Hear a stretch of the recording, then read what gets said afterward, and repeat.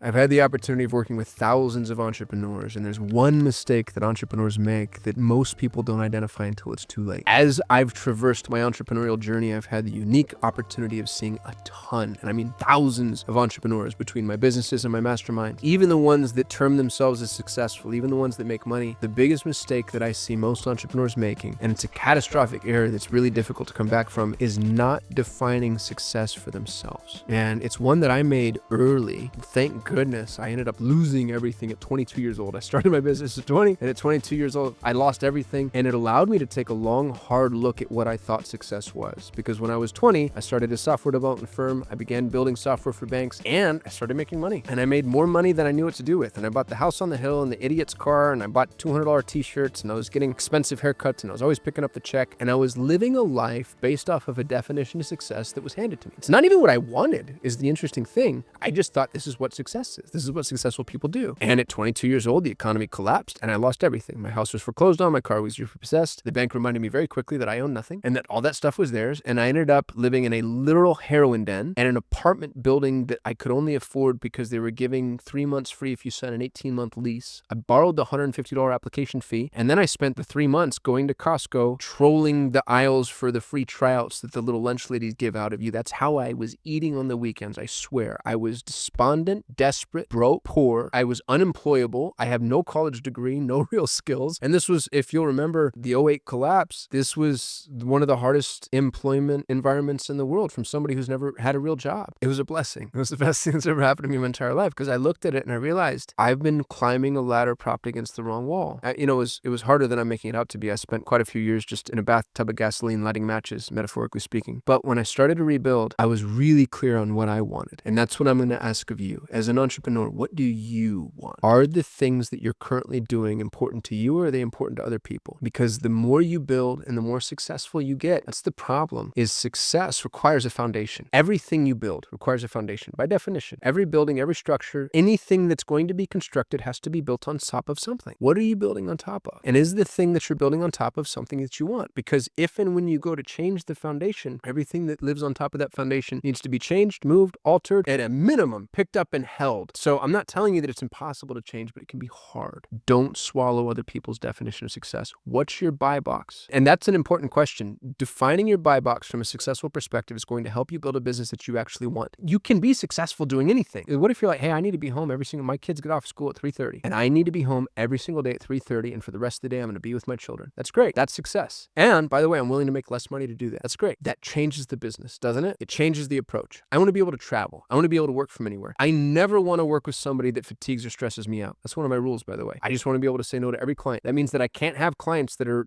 80% of my revenue. I don't want to have clients that are 80% of my revenue. I don't want to have one person responsible for the majority of my income. What's your buy box? What does success look like for you? I don't want to be in meetings. I don't want to wear a suit. I don't want to have to go into the office. I don't want to have to cut my hair. I don't want to have to be on camera, maybe, right?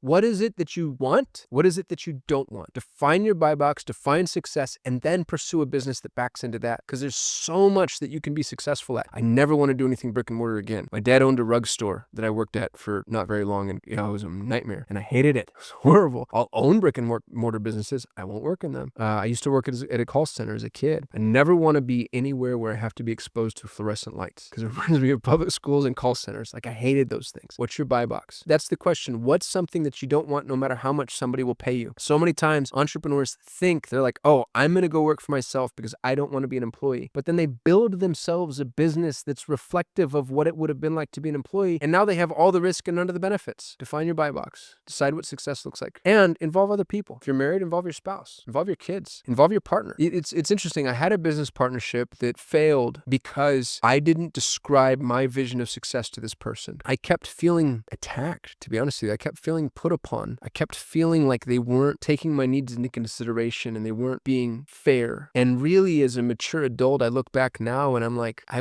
didn't tell them. I didn't tell them, hey, my version of success looks like this. So they were crossing boundaries that they didn't know existed. That's my fault. Had I defined success, to be honest, I think our partnership would have ended sooner. And that would have been better for both of us, because when it finally did break down, it was hard. And we're fine now. We're on good terms. And we've spoken recently, as a matter of fact, which is progress. I made a mistake. I made a mistake by not defining success. And I needed to define success for myself, and I needed to share it with others. And I needed to look at that over and over and over again. It's so fun. I love love going through my old journals, because I go through my old journals and I realize, like, as a younger man, I'm 40 now, as a younger man, some of the stuff that I wanted, I'm just like, that does not matter to me at all. And yet some of the systems that I put into play are still in play in pursuit of that goal that's no longer even relevant. So define success, share your definition, review it on a regular basis. It's horrifying when you achieve a goal you realize you didn't want. You know, that's hard. It's a hard thing to wrap your head around, and it's a hard thing to contend with, and it's a hard thing to be brought face to face.